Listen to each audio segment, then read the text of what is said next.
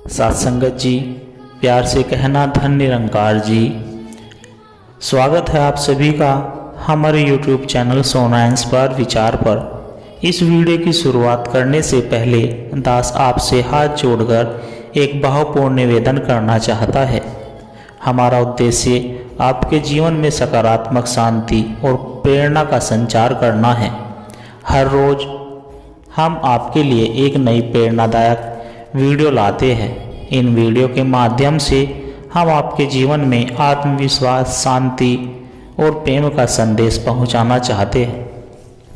आपसे निवेदन है, कृपया हमारे चैनल को सब्सक्राइब करें और नोटिफिकेशन को ऑन करना न भूलें, जिससे कि आप किसी भी अनमोल साखी, सत्संग या संदेश से वंचित न रहे। आज की हमारी कहानी का विषय है सत्संगत जी, प्यार से कहना धन निरंकार जी। सत्संगत जी, आशा करता हूँ सदगुरु माता जी की कृपा से आप सभी अच्छे होंगे, स्वस्थ होंगे। सत्संगत जी, आप जी के चरणों में बहुत ही सुंदर विचार, जिसका विषय है धन निरंकार कहने की महिमा।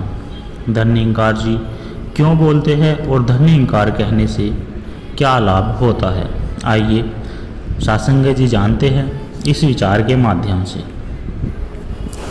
सत्संगत जी, धन निरंकार जी सब संत मत में बहुत ही पवित्र और महत्वपूर्ण माना जाता है। यह वाक्य न केवल एक अभिवादन है, बल्कि इसमें आध्यात्मिक शांति और गहरी भावना भी समाहित होती है। धन का अर्थ है पवित्र या महान, और निरंकार का अर्थ है वह जो निरंकार है, यानी ईश्वर, जो किसी रूप या आकार में बंधा नहीं है। जब कोई व्यक्ति धन निरंकार जी कहता है तो वह इस बात को स्वीकार करता है कि ईश्वर ही सबसे महान और सर्वोच्च सत्ता है। इसका उच्चारण करने से व्यक्ति के मन में सकारात्मक ऊर्जा का संचार होता है। यह एक ऐसा अभिवादन है जो न केवल दूसरों को शुभकामनाएं देता है, बल्कि खुद को भी ईश्वर से जुड़ा हुआ महसूस करता है। जब हम धन निरंकार जी कहते हैं तो हम अपनी अहंकार हीनता और विनम्रता प्रकट करते हैं। यह दर्शाता है कि हम ईश्वर के प्रति समर्पित हैं और उनकी इच्छा को स्वीकार करते हैं। संत निरंकारी मिशन के सत्संगों में यह शब्द बहुत श्रद्धा के साथ बोला जाता है। यह केवल एक औपचारिक अभिवादन नहीं, बल्कि गुरु और ईश्वर की महिमा का गुणगान है। धन निरंकार जी कहने से हमारे भीतर शांति और आनंद की अनुभूति होती है, क्योंकि यह हमें याद दिलाता है कि ईश्वर हमारे साथ है और हमें सही मार्गदर्शन दे रहा है। इसलिए जब भी हम धन निरंकार जी कहते हैं, यह केवल शब्द नहीं होते, बल्कि यह हमारी भक्ति, श्रद्धा और ईश्वर के प्रति प्रेम की अभिव्यक्ति होती है। सत्संगत जी, धन निरंकार जी की शक्ति। गांव सतरपुर में एक बुजुर्ग संत बाबा निरंजन दास जी रहते थे। वे निरंकारी विचारधारा से जुड़े थे और हमेशा अपने शिष्यों को धन निरंकार जी कहने की महिमा समझाते थे। उनका मानना था कि यह शब्द केवल एक अभिवादन नहीं, बल्कि ईश्वर का स्मरण, सकारात्मक ऊर्जा और आध्यात्मिक उन्नति का माध्यम है। गांव में मोहन नाम का एक 12 वर्ष का बालक था। वह बहुत चंचल था, लेकिन उसका हृदय निर्मल था। एक दिन उसने बाबा निरंजन दास जी से पूछा, बाबा जी, आप हमेशा धन निरंकार जी क्यों कहते हैं? क्या इससे कोई चमत्कार होता है? बाबा जी मुस्कुराए और बोले, बेटा, इसका चमत्कार तुम स्वयं अनुभव कर सकते हो। बस श्रद्धा और विश्वास के साथ इसे अपनाओ।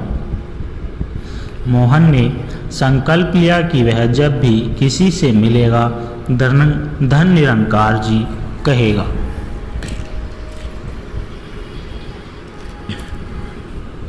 मोहन ने यह अभिवादन हर किसी के साथ प्रयोग करना शुरू कर दिया। पहले तो लोग अचरज में पड़ गए, लेकिन धीरे धीरे वे भी इस शब्द को अपनाने लगे। पहला चमत्कार, क्रोधी दुकानदार का हृदय परिवर्तन। गांव में रामलाल नामक एक दुकानदार बहुत गुस्सैल था। लोग उससे डरते थे। जब मोहन ने उसे मुस्कुराकर धन निरंकार जी कहा तो पहले वह चिढ़ गया, लेकिन मोहन की निश्चलता देखकर उसका हृदय पिघल गया। धीरे धीरे वह भी इस अभिवादन को अपनाने लगा और उसका स्वभाव बदल गया। दूसरा चमत्कार, बीमार किसान को नई ऊर्जा। गांव में रघु काका नाम के एक किसान गंभीर बीमारी से जूझ रहे थे। जब मोहन और उसके मित्र उनके पास गए और बार बार धन निरंकार जी कहकर उन्हें प्रेरित किया तो उनका आत्मविश्वास बढ़ा। धीरे धीरे सकारात्मकता के कारण उनकी तबीयत में सुधार आने लगा। डॉक्टर भी हैरान थे कि उनके अंदर इतनी ऊर्जा आई कहाँ से। एक दिन गांव में भारी बारिश और बाढ़ आ गई। कई लोग संकट में फंस गए। मोहन भी अपने परिवार के साथ घर में कैद हो गया।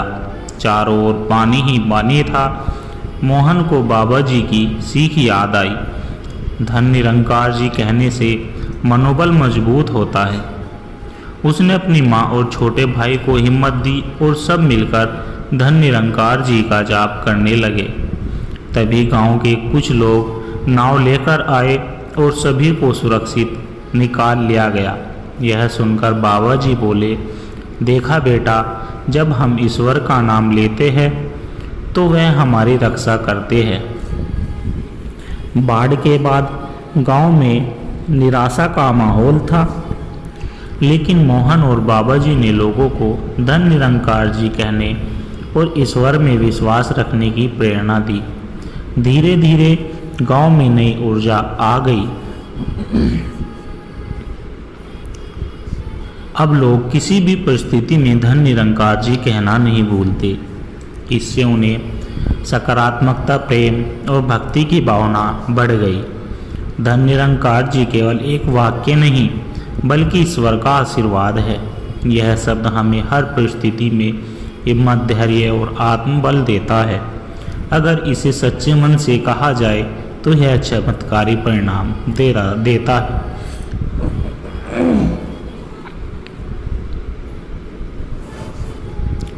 साथ संगत जी, बहुत समय पहले की बात है। एक सुंदर पहाड़ियों के बीच बसा गांव शांतिपुर अपनी आध्यात्मिकता और प्रेम के लिए प्रसिद्ध था। इस गांव में एक ज्ञानी संत महात्मा संतोष दास जी रहते थे। वह अपने शिष्यों को हमेशा धन निरंकार जी कहने से आत्मा को बल मिलता है और यह ईश्वर से सीधा जुड़ने का मार्ग है। एक दिन एक नवयुवक अर्जुन संतोष दास जी के पास आया। बहुत परेशान था। गुरुजी, मेरे जीवन में शांति नहीं है। मैं दिन भर मेहनत करता हूँ लेकिन संतोष नहीं मिलता। क्या कोई उपाय है? संत मुस्कुराए और बोले, अर्जुन, बस एक काम करो। जब भी कोई नकारात्मक विचार आए या मुश्किल आए, तुम तुरंत धन निरंकार जी कहना शुरू कर दो। अर्जुन को यह बात बहुत सरल लगी, लेकिन उसने गुरुजी की बात मान ली।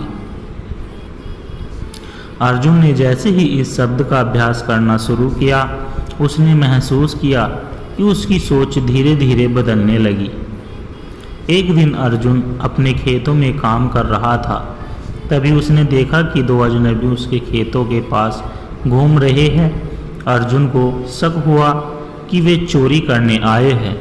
पहले तो वह डर गया, लेकिन फिर उसने जोर से कहा, धन निरंकार जी। यह सुनते ही वे दोनों चौंक गए और तुरंत भाग गए। अर्जुन को समझ आया कि यह शब्द सिर्फ एक उच्चारण नहीं बल्कि ईश्वर की शक्ति से जुड़ने का तरीका है। गांव में एक बूढ़ी अम्मा सुहासिनी देवी रहती थी। वे कई दिनों से बीमार थी। अर्जुन ने उनसे कहा, अम्मा, आप भी धन निरंकार जी बोलना शुरू करें। इससे आपको शांति मिलेगी। अम्मा ने उसकी बात मानी और धीरे धीरे उनकी तकलीफ कम होने लगी। डॉक्टर भी यह देखकर हैरान थे कि उसकी सेहत इतनी जल्दी कैसे सुधर गई। कुछ दिन बाद अर्जुन के जीवन में एक बड़ी परीक्षा आई। गांव के राजा ने एक नया टैक्स लगाया जिससे गरीब किसान बहुत परेशान हो गए। अर्जुन भी चिंतित था कि अब क्या होगा। तब वह फिर से महात्मा संतोष दास जी के पास गया और अपनी समस्या बताई। गुरुजी बोले, बेटा, जीवन में हर समस्या के दो रास्ते होते हैं, पहला डर और दूसरा विश्वास। अगर तुम धन निरंकार जी कहकर ईश्वर पर विश्वास रखोगे तो हल जरूर मिलेगा। अर्जुन ने यह बात गांठ बांध ली। अर्जुन ने गांव के सभी किसानों को इकट्ठा किया और सभी को एक साथ धन निरंकार जी कहने और ईश्वर पर विश्वास रखने के लिए प्रेरित किया। कुछ दिन बाद राजा के दरबार में यह बात पहुंची कि किसानों की हालत बहुत खराब है। जब राजा ने खुद गांव का दौरा किया तो उसने किसानों की सच्चाई देखी और तुरंत कर हटाने का आदेश दिया। इस घटना के बाद पूरा गांव समझ गया कि धन निरंकार जी सिर्फ एक शब्द नहीं बल्कि एक ऊर्जा, एक विश्वास और एक आध्यात्मिक शक्ति है। जब भी कोई गांव में एक दूसरे से मिलता वे अभिवादन में कहते, धन निरंकार जी। इससे गांव में प्रेम, शांति और सद्भाव फैलने लगा। लोग अब नकारात्मकता से दूर रहने लगे और हर परिस्थिति में ईश्वर पर भरोसा रखने लगे। धन निरंकार जी कहने से केवल हमारी जुबान नहीं हिलती बल्कि हमारी आत्मा भी ईश्वर से जुड़ती है। यह शब्द हमें विश्वास, धैर्य और सच्ची आध्यात्मिकता की ओर ले जाता है। अगर हम हर परिस्थिति में धन निरंकार जी कहना सीख ले तो जीवन की हर मुश्किल आसान हो सकती है। सत्संगत जी, सच्ची भक्ति का चमत्कार। प्राचीन काल की बात है।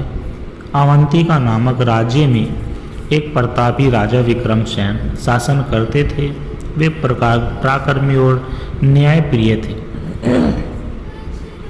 लेकिन एक प्रश्न हमेशा उनके मन में घूमता रहता था कि सच्ची भक्ति क्या है। क्या केवल पूजा पाठ और अनुष्ठान करना ही भक्ति है या इसके पीछे कोई गहरा अर्थ छिपा है। एक दिन उन्होंने अपने गुरु महर्षि वेदांत से इस बारे में पूछा। गुरुजी मुस्कुराए और बोले, राजन, सच्ची भक्ति को समझने के लिए आपको स्वयं इसकी परीक्षा लेनी होगी।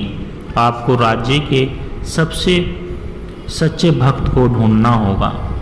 राजा ने तुरंत अपने सैनिकों को आदेश दिया कि वे पूरे राज्य में जाए और सबसे बड़े भक्त को ढूंढकर लाए। कुछ ही दिनों में कई लोग राजा के दरबार में पहुँचे। कोई कहता कि वह प्रतिदिन मंदिर में 1008 बार मंत्र जपता है। कोई कहता कि वह गंगा स्नान करके ही भोजन ग्रहण करता है, तो कोई कहता कि उसने सैकड़ों यज्ञ किए हैं। राजा ने उनकी बातें सुनी लेकिन संतुष्ट नहीं हुए। तभी महर्षि वेदांत ने सुझाव दिया, राजन, आपको स्वयं राज्य का भ्रमण करना चाहिए। किसी गहरे उत्तर की खोज के लिए महलों में बैठे बैठे नहीं की जा सकती। राजा ने वेश बदलकर अपनी सेनापति धीरसेन के साथ पूरे राज्य का दौर करने का निश्चय किया। राजा विक्रमसेन ने कई गांवों और नगरों का दौरा किया, लेकिन कोई भी उन्हें सच्चा भक्त नहीं लगा। एक दिन जब वे एक छोटे से गांव सुखपुर पहुँचे तो उन्होंने देखा कि एक गरीब किसान रामदास अपने खेत में काम कर रहा था। वह हल चला रहा था और साथ ही ईश्वर का भजन गुनगुना रहा था। हे प्रभु, जो कुछ भी है वह तेरा ही है, मैं तेरा हूँ और तू मेरा है। राजा ने रामदास से पूछा, तुम मंदिर क्यों नहीं जाते? क्या तुम सच्चे भक्त हो? रामदास मुस्कुराया और बोला, मालिक, मैं सुबह उठते ही प्रभु का स्मरण करता हूँ, दिन भर मेहनत करता हूँ और जो भी कमाता हूँ उसका एक अंश ज़रूरतमंदों को दे देता हूँ। मेरी हर श्वास में प्रभु का नाम है, तो क्या यह भक्ति नहीं है? यह सुनकर राजा चौंक गया। उन्होंने देखा कि रामदास अपनी मेहनत की कमाई से अनाथ बच्चों को भोजन भी करा रहा था। राजा ने यह देखकर महर्षि वेदांत को बुलाया और पूछा, गुरुदेव, क्या यह सच्ची भक्ति है? महर्षि मुस्कुराए और बोले, राजन, यही तो सच्ची भक्ति है। भक्ति केवल मंदिरों में सिर झुकाने या अनुष्ठान करने से नहीं होती। सच्ची भक्ति वह है जिसमें ईश्वर हर कर्म में समाया हो। राजा विक्रमसेन को अपना उत्तर मिल चुका था। उन्होंने रामदास को सम्मानित किया और राज्य में घोषणा करवाई कि सच्ची भक्ति कर्म और प्रेम में होती है, न कि केवल रीति रिवाजों में। सच्ची भक्ति का अर्थ केवल पूजा पाठ नहीं, बल्कि हर कर्म में प्रेम और ईश्वर को अनुभव करना है। जब हम अपने कर्मों से दूसरों की सेवा करते हैं तो वह सबसे बड़ी पूजा होती है। जो दूसरों के सुख में सुखी और दुख में दुखी हो, वही सच्चा भक्त है। साथ संगत जी, श्री कृष्ण की अनमोल सीख, सच्ची भक्ति की परीक्षा। एक दिन नारद मुनि श्री कृष्ण के दरबार में आए। वे हमेशा प्रभु की लीलाओं को देखने और उनसे प्रसन्न करने में आनंद लेते थे। उन्होंने श्री कृष्ण से पूछा, प्रभु, इस संसार में आपका सबसे बड़ा भक्त कौन है? श्री कृष्ण मुस्कुराए और बोले, नारद, यह प्रश्न केवल शब्दों में नहीं, अनुभव से समझाया जा सकता है। मैं तुम्हें एक परीक्षा में डालूंगा जिससे तुम स्वयं उत्तर मिल जाएगा। नारद जी ने प्रसन्न होकर कहा, प्रभु, मैं आपकी परीक्षा के लिए तैयार हूँ। श्री कृष्ण ने नारद मुनि को एक राजा और एक गरीब किसान के पास भेजा और कहा, देखो कौन मेरी सच्ची भक्ति करता है। नारद मुनि पहले उस राजा के पास गए। राजा सुबह उठते ही मंदिर जाता, दिन भर धार्मिक ग्रंथ पढ़ता और रात को फिर भगवान की पूजा करता। नारद मुनि ने सोचा, यह राजा तो बहुत बड़ा भक्त है, अब किसान को भी देखता हूँ। फिर वे गरीब किसान के पास गए। किसान सुबह जल्दी उठता, भगवान का नाम लेकर खेतों में काम करता, दिन भर मेहनत करता और रात को सोने से पहले एक बार श्री कृष्ण का नाम लेकर सो जाता। नारद मुनि को लगा कि राजा ज़्यादा बड़ा भक्त है, क्योंकि वह पूरा दिन भगवान की पूजा करता था, जबकि किसान तो दिन भर बस काम ही करता था। नारद मुनि श्री कृष्ण के पास लौटे और बोले, प्रभु, राजा ही सबसे बड़ा भक्त है, क्योंकि वह दिन भर आपकी पूजा करता है। किसान तो केवल एक बार आपका नाम लेता है। श्री कृष्ण मुस्कुराए और बोले, नारद, मेरे भक्त की परीक्षा लेने के लिए एक कार्य करो। यह घड़ा पानी से भरकर मेरे पास लाओ, लेकिन शर्त यह है कि पानी गिरना नहीं चाहिए। नारद मुनि ने जैसे ही घड़ा उठाया, वे पूरा ध्यान पानी पर लगाने के लग गए ताकि पानी न गिर जाए। बड़ी मुश्किल से वे घड़ा लेकर श्री कृष्ण के पास पहुँचे और गर्व से बोले, प्रभु, मैंने घड़ा गिरने नहीं दिया। श्री कृष्ण मुस्कुराए और पूछा, अच्छा, जब तुम यह कह रहे थे कि कितनी बार मेरा नाम लिया? नारद चौंक गए। प्रभु, मेरा पूरा ध्यान घड़े पर था, मैं आपका नाम नहीं ले सका।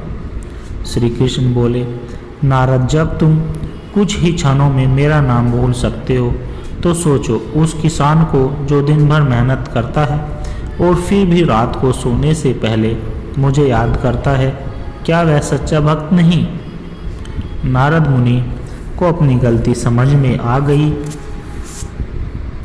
उन्होंने स्वीकार किया, प्रभु, सच्ची भक्ति केवल पूजा पाठ नहीं, बल्कि आपके प्रति अटूट प्रेम और विश्वास है। श्री कृष्ण बोले, सच्चा भक्त वह है जो हर परिस्थिति में मुझे याद रखता है, चाहे वह राजा हो या किसान। कर्म करते हुए भी अगर मन में श्रद्धा और प्रेम हो तो वही सच्ची भक्ति है।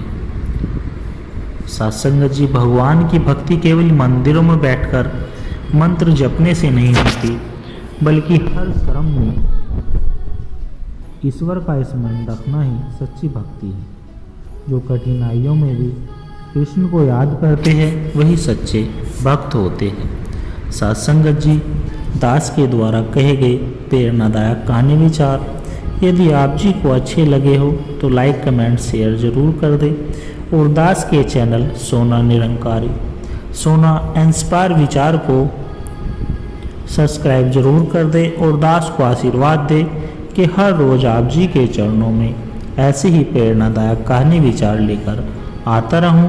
सत्संगत जी, प्यार से कहना, धन निरंकार जी।